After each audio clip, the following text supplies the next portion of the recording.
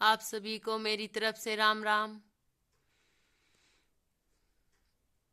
मैं आप सभी के सामने अमर सुहाग की कहानी सुनाने जा रही हूँ, जो बहुत ही अवश्य सुननी चाहिए। यह संक्रांत आती है उससे लेनी चाहिए, उसके बाद पूरी साल सुन के फिर संक्रांत पे ही इसका उद्यापन करना चाहिए। मैं आप सभी को वो अमर सुहाग की कहानी सुनाने जा रही हूँ, कृपया ध्यान से सुने। अगर आपको पसंद आए तो लाइक कीजिएगा, शेयर कीजिएगा, सब्सक्राइब कीजिएगा। जय भोलेनाथ की। एक बार एक राजा होता है, उसके 5 बेटियां होती हैं। पांचों बेटी बहुत सारी पूजा करती हैं भोलेनाथ की, और मंदिर में जाती हैं। मंदिर में पूजा करके बहुत दीवा चसाती हैं और अमर सुहाग की कहानी सुनती होती हैं।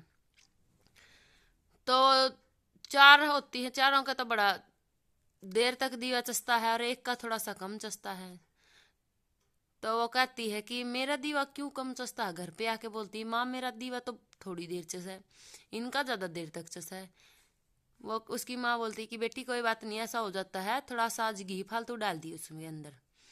तो उसने घी फालतू डाल दिया, फिर भी उसका कम ही चसता। तो धीरे धीरे करके वो ऐसे बड़ी हो गई।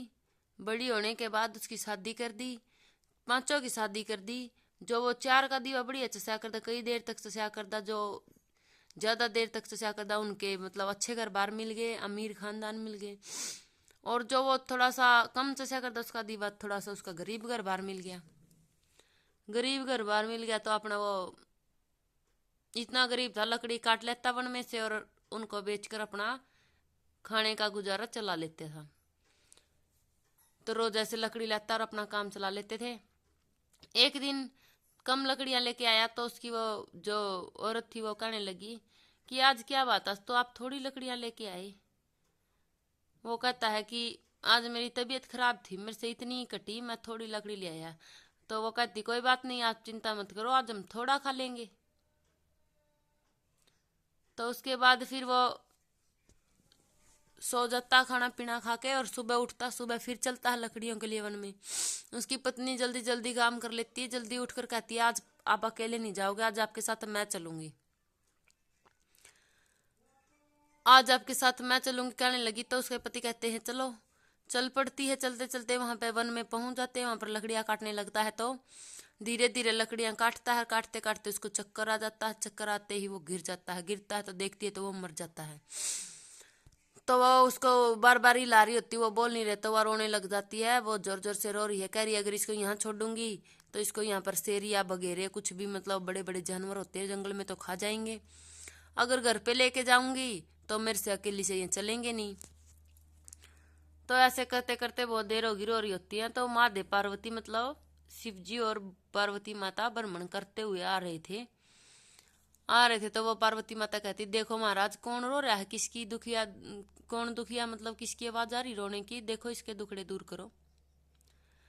तो वो चला जाता है और कहते हैं कि क्या बात, किस लिए रो रहे हो। तो वो कहती ये मेरे पति को पता नहीं क्या हो गया है, पड़ गए और अब बोल नहीं रहे और मर गए, और मैं इसको यहाँ छोड़ दूंगी तो इसको शेर वगैरह खा जाएंगे, अगर घर पे लेके जाओ मेरे से चलेगा नहीं, इसलिए रो रही हूँ, मेरे संकट काटो। तो पार्वती माता कहती है वही काट दो इसके संकट, भोलेनाथ जी से बोलती है। महादेव पार्वती कहते हैं कि तू तो वही लड़की नहीं है, तेरा दीवा कम चसता था शिव जी के मंदिर में जो चकास्ती थी। हाँ मैं वही लड़की हूँ, मेरा दीवा बहुत कम चस्या करता, इनके बहुत, मेरी बहनों के बहुत ज्यादा चस्या करते। तो वो पूछती है मेरा दीवा कम क्यों चसता था। भाई उसको पता चल जाता है भाई ऐसे पूछ रहा तो कोई ना कोई भगवान ही होंगे।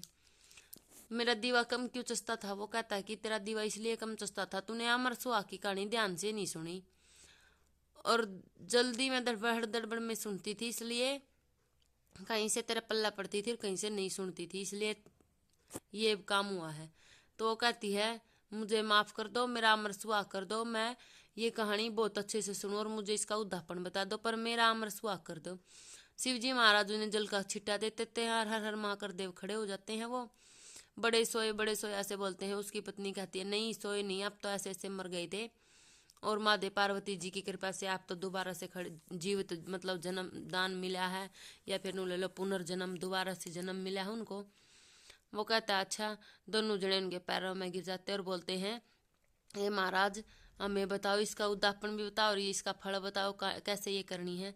तो महादेव पार्वती जी बताते हैं। माता पार्वती कहती है कि देखो, नाओ दो सुबह और दीवा चसाओ, अमर सुहा की कहानी सुनो। अमर सुहा की कहानी सुन के और पूरी साल सुन के उसके बाद 5 स्टील के कटोरे और 5 ब्लाउज के पीस, 5 चूड़ियाँ के जोड़े, 5-5 उनमें रुपये और अपनी श्रद्धा के अनुसार, मतलब जो जितना हम रख सके उसके अंदर सुहाग का सामान, और वो सामान का उद्यापन करना है। 1 स्टील का दीवा घी का बरकी बोले के मंदिर में जो चसा के आनी है और 1 कटोरा का सामान माता पार्वती या महादेव पार्वती के मंदिर में दे के आना है। और बाकी 4 कटोरे बचाएंगे वो अपने किसी भी बहन बेटियों भागन सुहागनों को दे दें।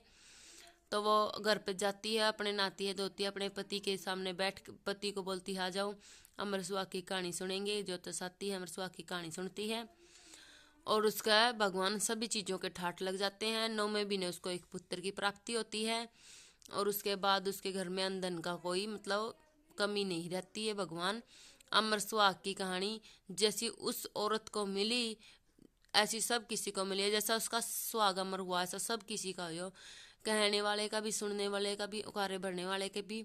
हे भगवान ऐसा अमर सुहाग सभी को मिले। जय भोलेनाथ की जय हो।